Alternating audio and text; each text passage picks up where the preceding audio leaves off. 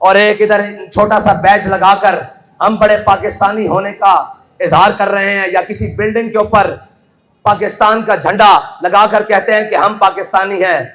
आप ठीक है पाकिस्तान में बसने वाले हो, जिनके बड़े पाकिस्तान की तामीर के वक्त अपनी लोहे की मिलें बना रहे थे, वो आज पाकिस्तानी होने का जनाब शर्फ हासिल रखते हैं और मुल्क में 3-3 बार वजारत उज़्मा के जनाब वो मजे लूट चुके हैं, और जिनकी औलादें आज यहूदियों के पास तरबियत कर रही हैं, और जिन्होंने मुल्क के अंदर सिर्फ गेंदे और बल्ले मारकर अपना नाम कमाकर फिर वजारत उज़्मा की सीटें हासिल करके वो समझ रहे हैं कि हम पाकिस्तानी हैं।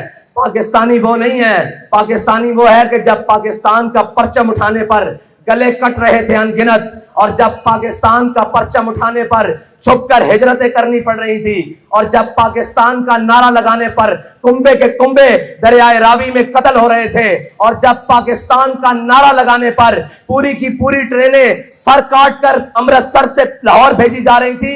पाकिस्तान का नारा लगाना उस वक्त मुश्किल था, और उस वक्त मुश्किल हमारे बड़े अपने कारोबार नहीं चमका रहे थे, हमारे बड़े अपनी मिलने और अंग्रेज से जागीरें नहीं हासिल कर रहे थे, बल्कि हमारे बड़े नारा लगा रहे थे कि बच के रहेगा हिंदुस्तान और बन के रहेगा पाकिस्तान। और पाकिस्तान का मतलब क्या, दस्तूर रियासत क्या होगा, वो थे हमारे बड़े।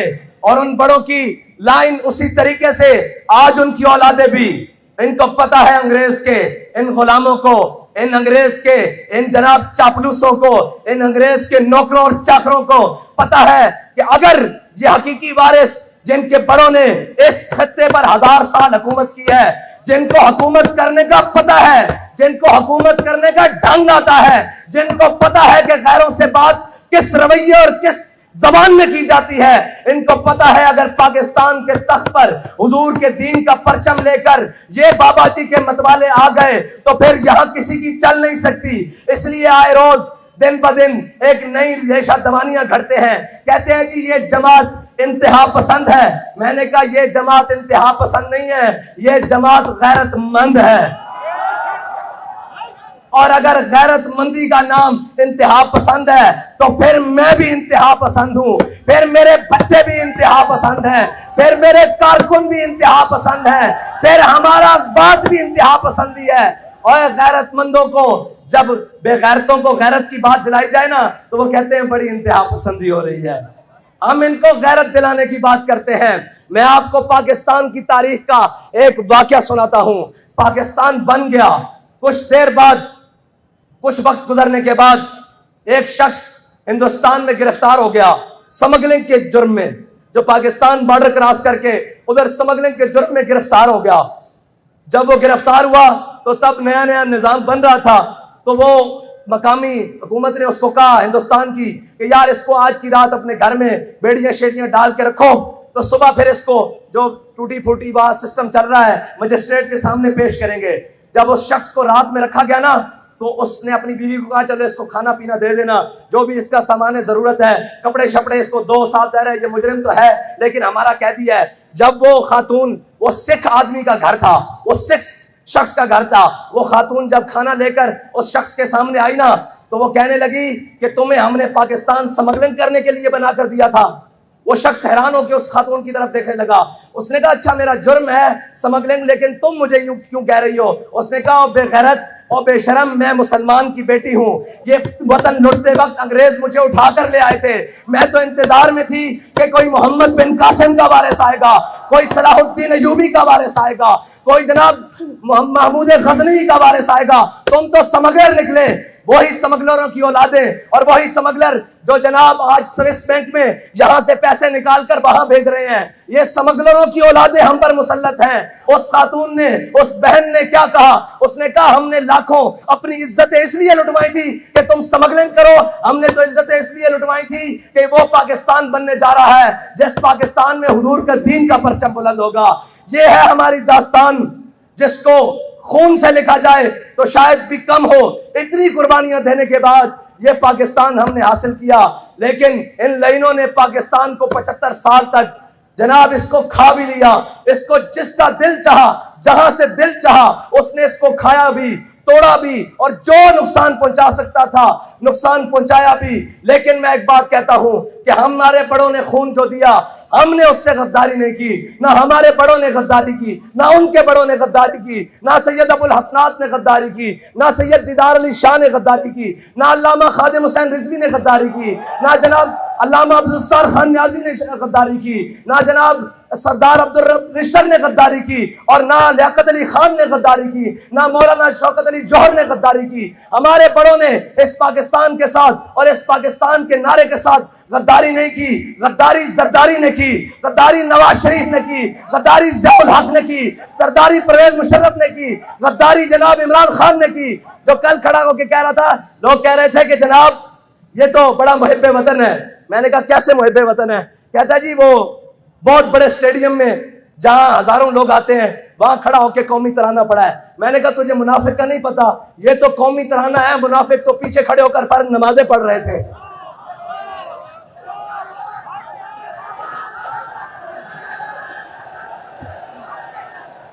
मुनाफिकों की पहचान ही ये है, मुनाफिक तो पीछे खड़े होकर फर्ज नमाजें पढ़ रहे थे, जुम्मे वाले दिन पहले मिंबर पे खड़े हो जाते थे। ये तो मुनाफिक खड़ा होकर तराना पड़ेगा ना, इसका पर्दा जो चाक हो रहा है, इसने तराने पढ़ने हैं। तू तराने नहीं, तू जो तराने लिखने भी शुरू कर दे, हमें इससे गर्ज नहीं है, हमें पता है तू मुनाफिक आजम है। और अब डीलें करने के लिए हमारे पास खबरें मौजूद है, कौन किससे मिलने कहां कहां जा रहा है।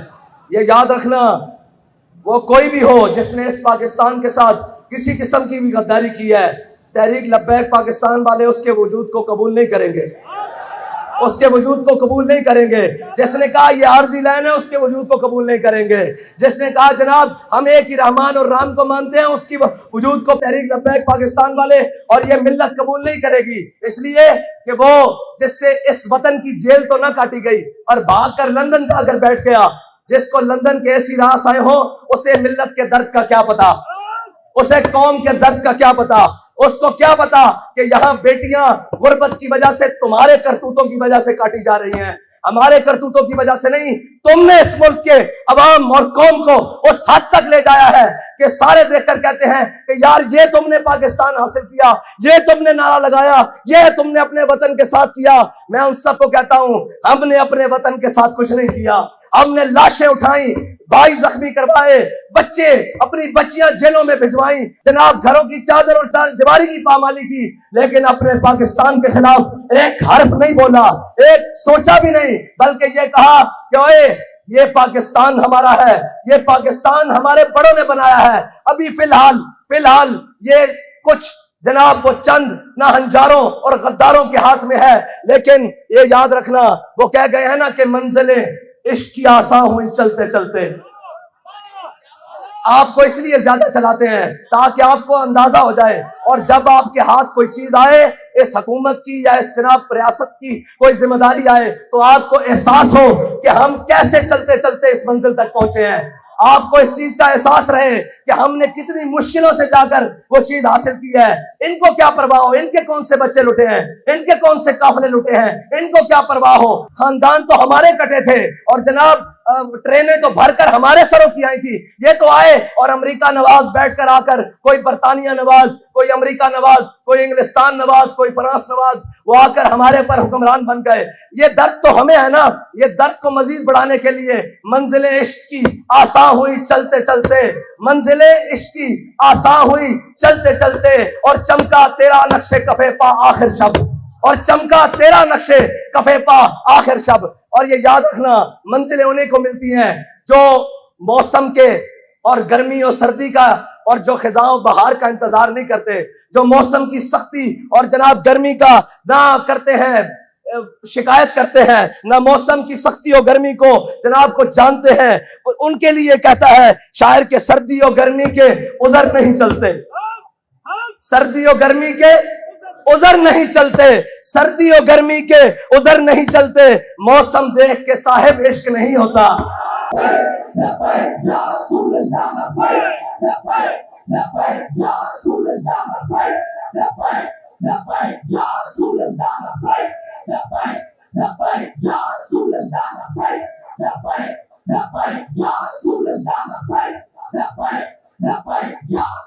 और हमसे डरने वाले ये याद रखें कि हमारे अंदर कोई तुम्हारे लिए नरमी नहीं है और हमारे पास नजरिया बड़ा साफ है और बड़ी खुली बात है। जो हुजूर का गुलाम होगा वो हमारा इमाम होगा, लेकिन जो उनसे बेगाना होगा हमारी जूती भी उससे महंगी है, हमारी जूती के साथ लगने वाली खाक भी उससे महंगी है इंशाअल्लाह।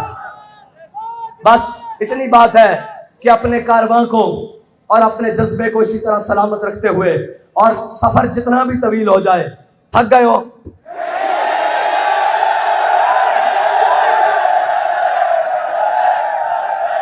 मैं पिछले साल मैं जेल में था, तो यहीं इसी मकाम पर तहरीक लब्बैक की रैली पहुंची तो उन्होंने पर्चा काटा था।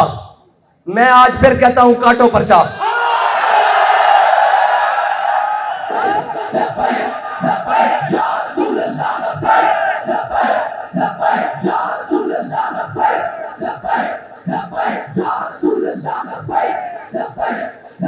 एक एक का नाम गिन लो, एक एक की शक्ल याद कर लो, काटो पर्चा। तुम पर्चा काटो, फिर इसका चर्चा करना हमारा काम है।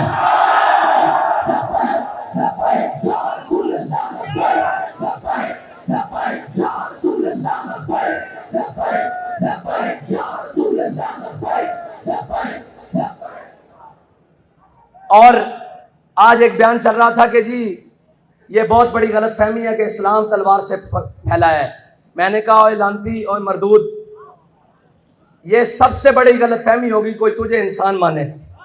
तेरे अंदर इंसानियत वाली खसलतें भी नहीं है, ना तुझे रूहानियत का पता, रौनियत पड़ता है, ना तुझे किसी बात का पता, ना तुझे किसी काम का पता।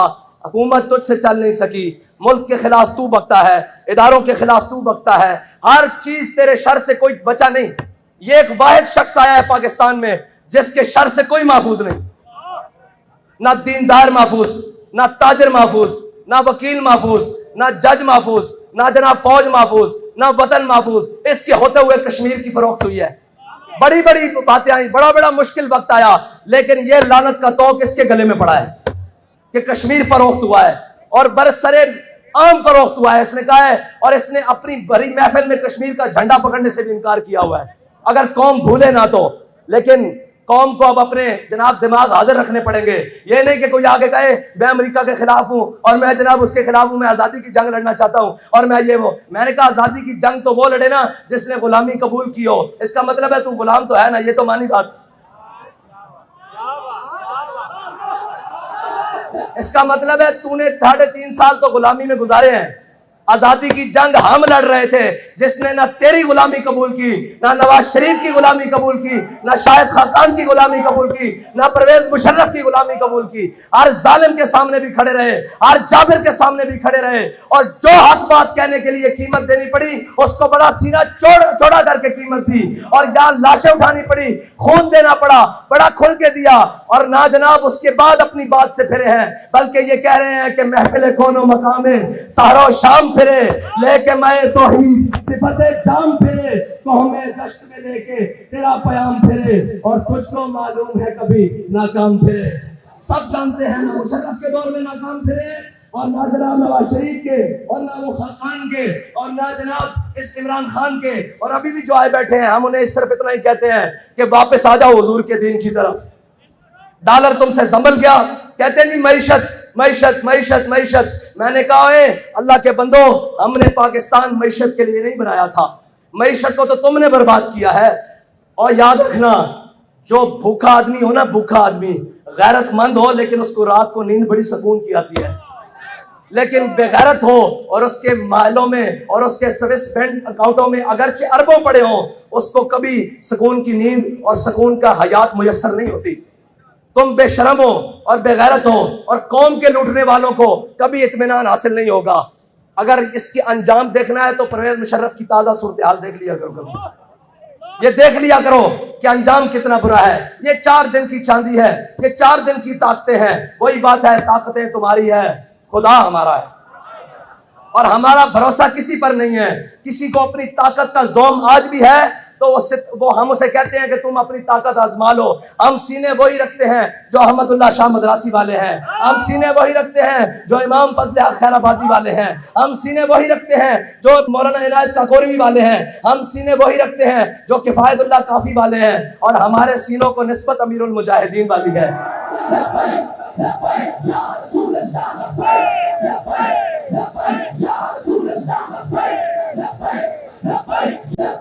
और तुम बहका उसको सकते हो जिसको अपने माजी का कोई पता ना हो। हमारा माजी बड़ा दरख्शां है, बड़ा चमकता हुआ है। वो अगरचे 1857 भी हो, वो बहादुर शाह जफर की हुकूमत हो, वो मुगलिया दौर हो, हमारा हर माजी चमकता हुआ है, क्योंकि हमने किसी भी माजी में हमारे बड़ों ने किसी के आगे सर नहीं झुकाया, वो कोई कितना भी बड़ा ताकतवर हो। और हमारा इंशाअल्लाह मुस्तकबिल भी इसीलिए चमकता रहेगा कि हमारा रास्ता बड़ा साफ और मुतय्यन है। हमें अपनी मंजिल का पता है, हमें अपने रास्तों की दुश्वारियों की पहले से खबर है कि हम जिन चीजों को लेकर चल रहे हैं वो हाथ पर कोयले हैं, और जनाब नीचे जमीन पर अंगारे बिछाए हुए हैं इन्होंने, लेकिन इंशाअल्लाह हमने तैयार किया हुआ है। मंजिलें कैसी भी दूर हो जाएं, रास्ते कैसे भी सख्त हो, हालात कितने भी गर्म और सर्द हो जाएं, हमने हुजूर से वफा करनी है।